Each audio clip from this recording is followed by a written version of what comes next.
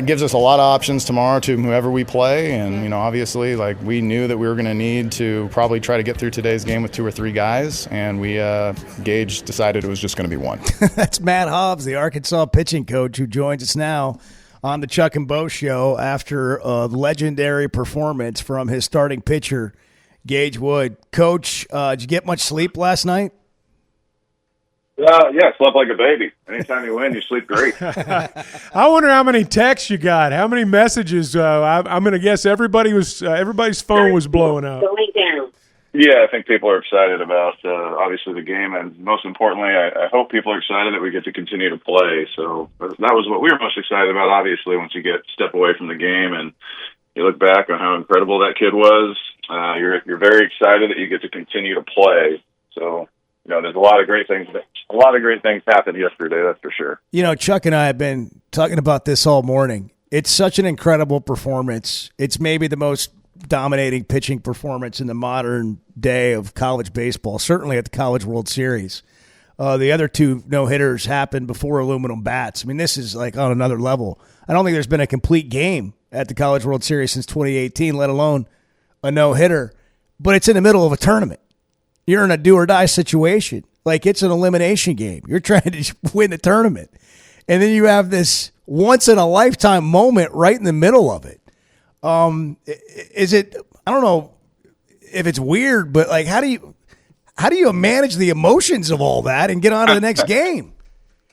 It was tough in the moment, let me tell you that. It was like they're celebrating on the field, and I was like, geez, when you have to step back away from it and say, yeah, that's awesome.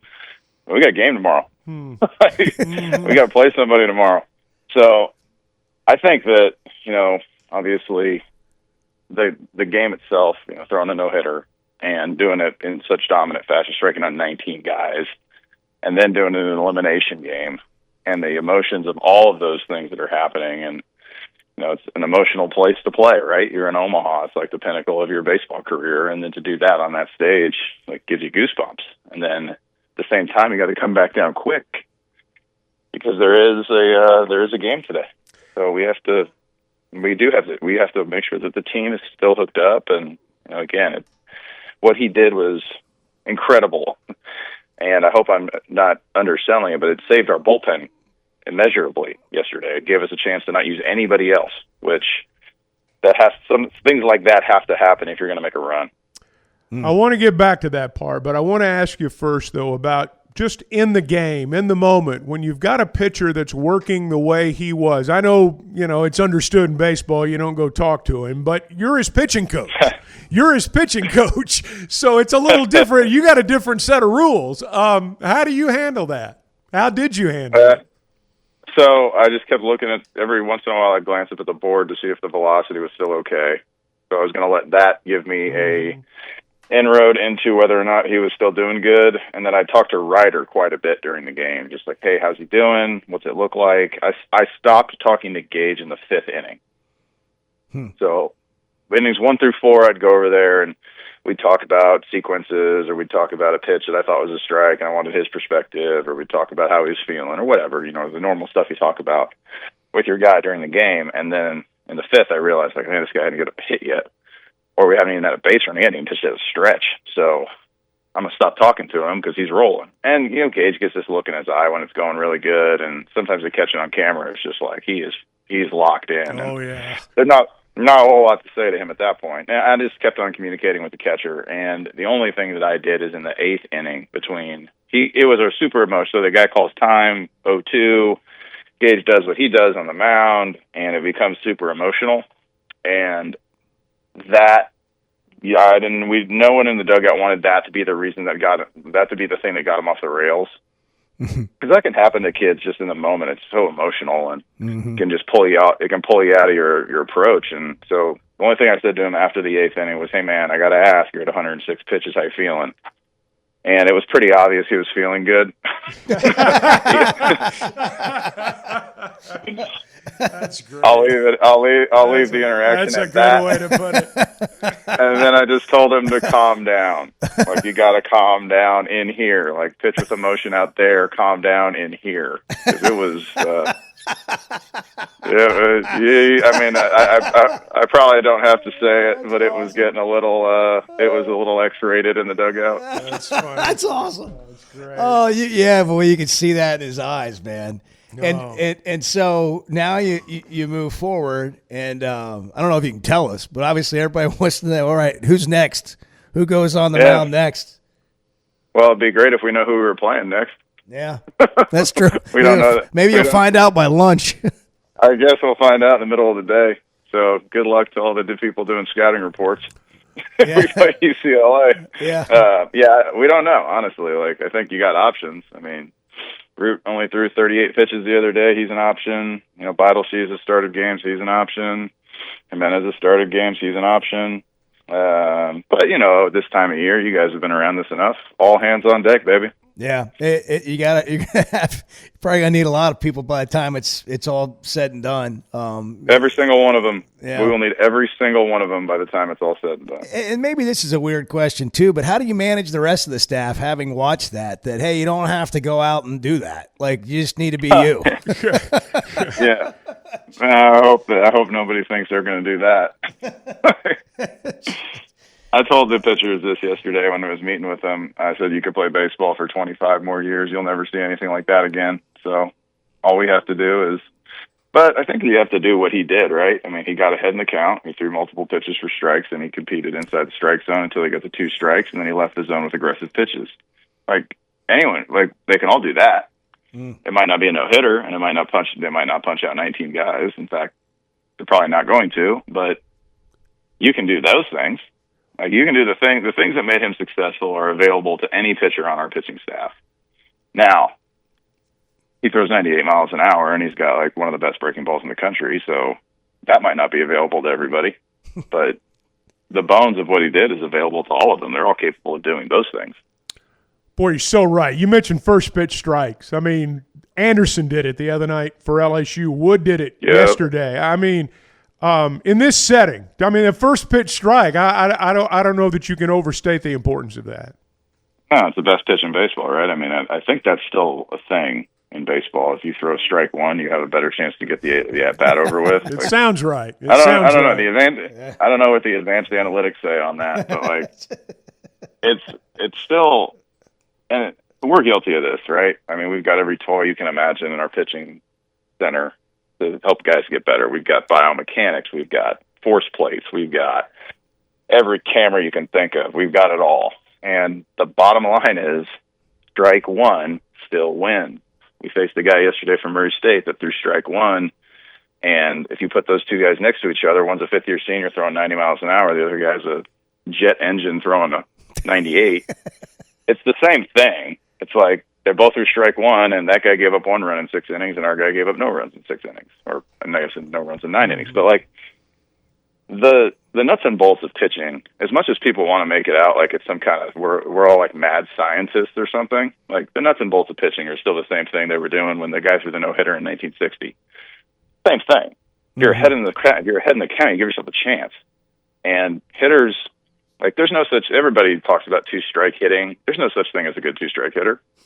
Like, that's right. They all hit below 200. If you look at the statistics, and our game is a game of statistics, they all hit below 200. As soon as there's 2 strikes on them, they get out over 80% of the time.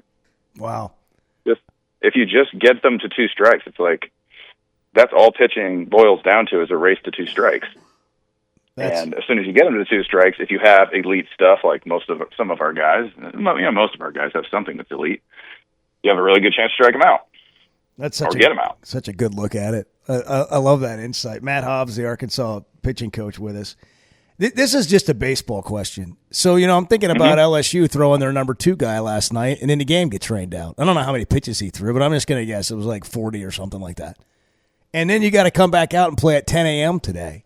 Explain for people who aren't in it like you are, like, why can you not just bring a guy back like the next day? And how challenging is that for somebody like you if you have to face something like that? So you got to consider a few things when you're looking at what to do. One, it's tournament baseball, and things get wonky in tournament baseball. Guys do things they haven't been doing, so that's a factor. Second factor is, has he done anything close to that in the last 12 months? And the answer for that guy is probably no. I haven't watched every time he's pitched, but I think he only threw out of the bullpen one time, and I think it was in the SEC tournament with a piggyback with Anderson in Game 1. So that becomes something you have to take into consideration. It's not like he's a guy that goes out there and finesses the ball in there 90-91 and doesn't throw a lot of breaking balls. That guy throws a high volume content of breaking balls, which, if you look at, it's not exactly like that pitch is easy on your arm. Mm-hmm. And he throws in the he also throws in the mid-90s. So that's another consideration. It's not like he's out there, soft tossing or anything like that. Like, these guys are like pretty high level pitchers, and they do high level things. They have high level stuff, and that's not easy to bring back to back. It's like one of the reasons why we hardly ever use Christian Fauch on back to back days. It's like the guy throws 100 miles an hour. That eventually takes a toll. So those things have to be in consideration. And then you have to look at, all right, well, what else do we have? Because that's going to be a factor too. Who else has started? What else? Are we going to cobble this game together? How many innings do we have left to play? When can Ianson come back again? Something that we considered when we took Root out, quite frankly, was like, win or lose this game, he's at least available in a couple days. And that was a factor for us. Yeah. We didn't second guess that situation at all. It's like, it's not going well right now. We know he's better than this, certainly. And honestly, Ianson was getting hit too. So, and I'm sure we know he's better than this. Yeah.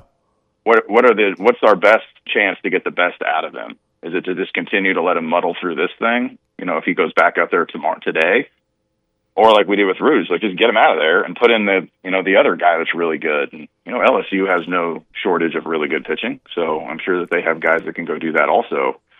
And I think that there's like a million things and factors that go into this, and you can't. Honestly, it's like you're going to talk to the kid and ask how he feels, but he's going to tell you he feels okay. Like, that's what these kids like. Yeah. These kids, I love them all. Professional liars, man. That's awesome. When it comes to stuff like that, yeah, it's like they're going to want the ball. They're going to want to pitch. They're never tired. They're always good for one more. They can always get the next guy out. It's like, that's why they'll have to look into the things that they value in terms of making pitching decisions to make a good decision. And their staff is good. They're not going to put the kid in jeopardy, certainly. And that's another consideration you got to look at. It's like, that kid's probably going to be a second or third, maybe a first rounder, back end first rounder. This dude has a future after baseball, after us. The same thing you have to like, and people don't want to hear that, but those are considerations you absolutely have to make when you're looking at these kids. Trust us when they say yes, right? When they say, I want to come to Arkansas or LSU or wherever they're going to come, they want to come. They're going to say, yes, I want to go be there. And honestly, like when Gage got to 106 yesterday, I was like, God, we got to take him out. I hate saying this, but we got to take him out of the game. And then, like I said, we had that interaction, and I was like, yeah, I don't want to. Like, I got 3 kids, man. I need to see tomorrow. Yeah. I don't want to have to fight him right here in the dugout. He's a lot younger. That's incredible. I need to, man. again. That's I need to see. I need to see tomorrow. I need to be there for my children as well. And if I take Gage Wood out, it's going to be like that. The story won't be the 8 no-hit innings. It'll be the pitching coach dead. Oh man, that's a great look at the level of competitiveness and the chaos that we're already seeing in Omaha. So while we just sit back and be entertained by it, good luck to you and Coach Van Horn and Thompson and Wernes, the rest of the staff on just figuring it all out. Good luck. Thanks, guys. Thank you, as always, I appreciate you guys having me on, and hopefully we can keep talking about winning some ball games down here. We all get smarter when you come on, so we appreciate it. We are not penalized by Chuck when you were here. Yeah, so good, man. That's so good. Yeah. If I did one thing well this year, it was that. Thanks, Coach. Good luck. All right. Talk soon. See you guys. All right, appreciate Bye. it. Matt Hobbs, Arkansas pitching coach.